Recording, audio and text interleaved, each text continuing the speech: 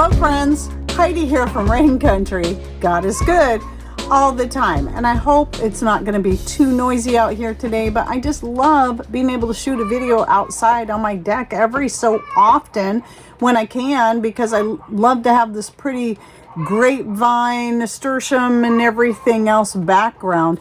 But note that not only do I have hens out here laying eggs and making all kinds of noise there, I've got chickens right behind me, including my rooster and some cockerels, and they could start making noise at any time. So forgive me for that, but that's real life.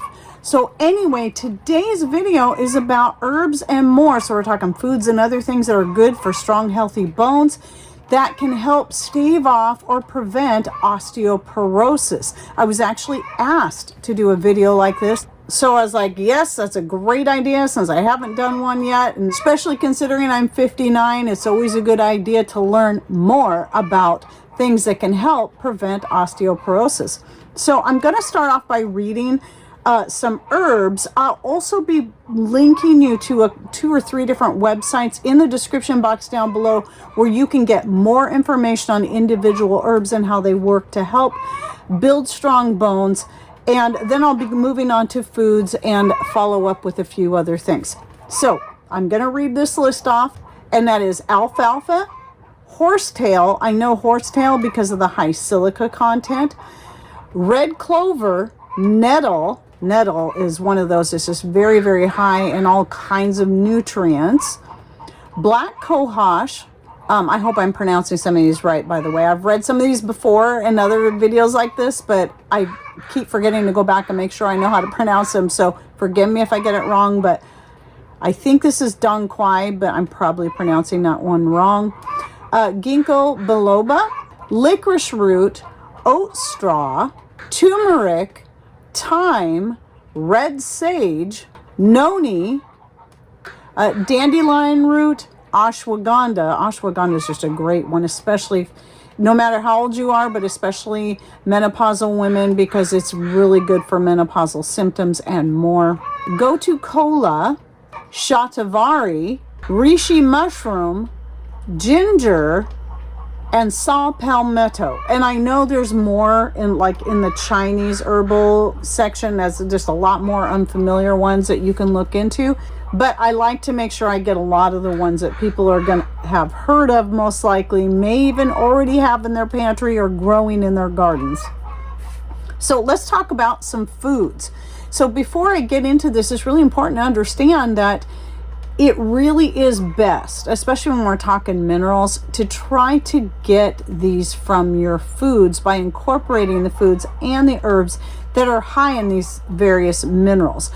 And the reason I say that is because, especially when it comes to minerals, it's too easy to get too much for what your body needs if you're taking them in solo supplement form and not properly combined like they are naturally within their foods.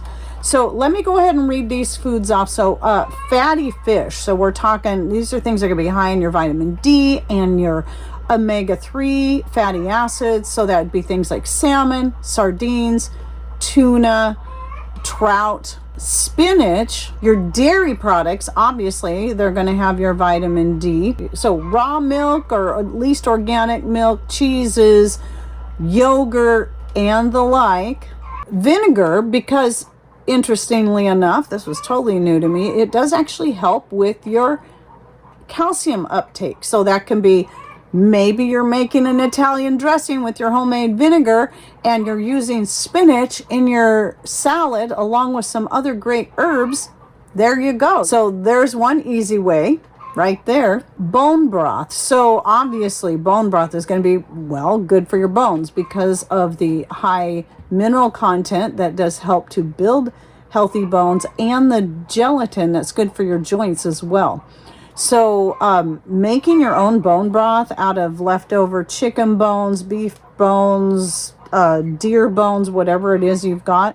Dark leafy greens. Well, why do I say that? Same reason why I say nettle earlier, because nettle, even though it's considered a medicinal herb, it's a vegetable.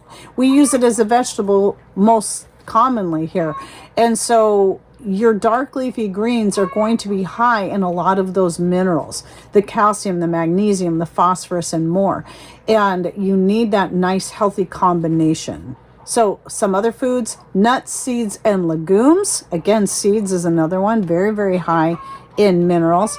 Figs, whole grains, and eggs. Eggs are high in selenium and vitamin D. Excellent source for that. And we're talking D3. D3 can only be obtained from animal products, where D2 you can get from plant-based products. But if you are plant-based, remember, you've got those nuts, seeds, and legumes, and you can make your own healthy nut milks and so much more with whatever nuts you're putting into your storage. I've made many different kinds of nut milks, and I have even a dairy-free playlist. Even though I haven't been a vegan in many years, I was for a period of time. So I learned a lot of stuff, and making your own nut milk is so easy. And then you can take that nut milk and the pulp and do different things with those. So that is why I have a dairy-free playlist that even includes how to make an Alfredo sauce and a pudding and more. Okay, some other things that, some general things that you can do to help add more minerals as well. If you're an egg eater, you can always save those eggshells, clean them up, let them dry, powder them, and you can take that as a supplement. Just mix it in with some kind of liquid, juice, tea, water, coffee even, and just drink it down really fast, because eggshells are high in calcium, magnesium, phosphorus, potassium. It's really important to have magnesium or your calcium combined with at least one of these other minerals. And most commonly, like within your nuts, your leafy greens, and more, you're going to find those in combined properly within these different foods. But eggshells, if you just want a way to add even more, you can do eggshells. You can also do diatomaceous earth in the same way, or even bentonite clay. Diatomaceous earth is a little easier to use because than bentonite clay, because bentonite clay can it gets really, really thick. It absorbs a lot of liquid, so you got to be careful with how much you add to your liquid, or you can end up with basically a pudding, which might not be so bad. But all of these things are high in minerals. As far as what would be considered a non-food item, but is very healthy for you to take internally.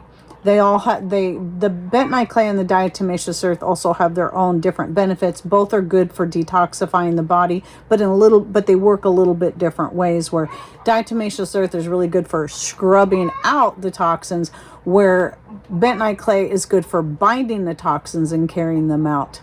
And then exercise is important, because it doesn't have to be.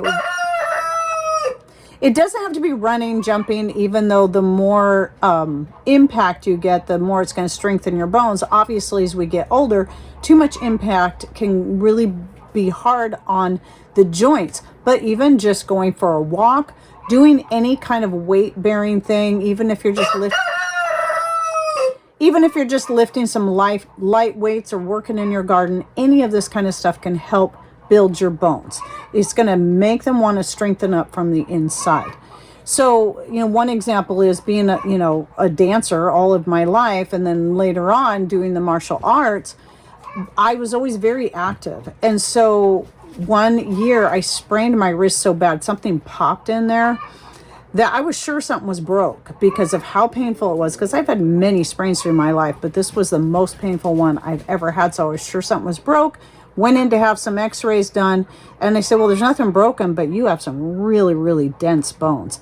And that is great. That means I have good, healthy, dense bones that's going to prevent or stave off getting osteoporosis. And even though I've always been a fairly healthy eater all my life, I've also been very active all my life. And so I attribute a lot of that to the activity. So I do realize a lot of people are somewhat immobile. They can't get the same kind of they can't do some of the same kind of activity, but you can always find some kind of movement that can help. Any movement is going to be good for you. Even if you're in a wheelchair, if you can move your arms, doing something, doing anything is going to help your bones and your general health. Now, I do want to now I didn't mean to read this earlier. So generally speaking, when it comes to your foods, herbs, and so on, you're looking for things that are rich in things like calcium, magnesium, potassium, vitamins A, C, D, K, and folate. Though all the nutrients are good, obviously. Though, of course, all of the nutrients are good, those specific ones are most specifically helpful to your bones. So anyway, don't forget to check out the links I'll be putting in the description box down below if you're wanting more information. But I hope that, like with any of these videos that I put together, this helps give you a jumping off point, knowing where to start and where to start doing your own research on what's going to be best for you. And if you're interested in more videos like this, I have a long playlist with a whole bunch of these types of videos that I'll link to in the description box down below. Any thoughts, ideas you'd like to add, please put those in comments as well. And thanks for watching. Take care and God bless.